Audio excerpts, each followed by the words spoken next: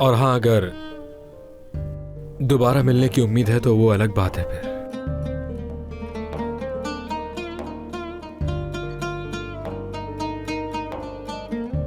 निकल जाओ यहाँ से। क्या तुम्हें समझ नहीं आती? कितनी बार एक ही बात कहूँ तुमसे, मैं तुमसे मोहब्बत नहीं करती, मेरी जिंदगी से हमेशा के लिए निकल जाओ जुनैद।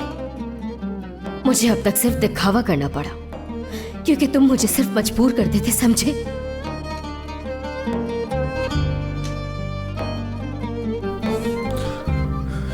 ठीक है,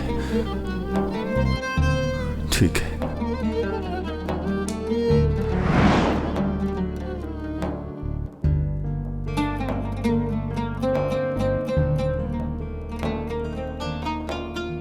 बिल्कुल नहीं भाई, उम्मीद ही खत्म हो चुकी है। नसरीन ने मेरी हर उम्मीद को तोड़ दिया है। देखो जुनैद, बात सुनो।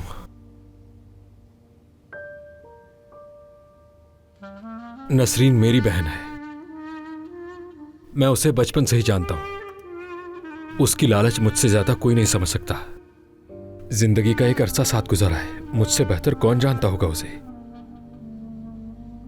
कल अगर नसरीन तुम्हें किसी और अमीर आदमी के साथ नजर आए तो हैरान मत होना मेरे भाई, वो ऐसी ही है।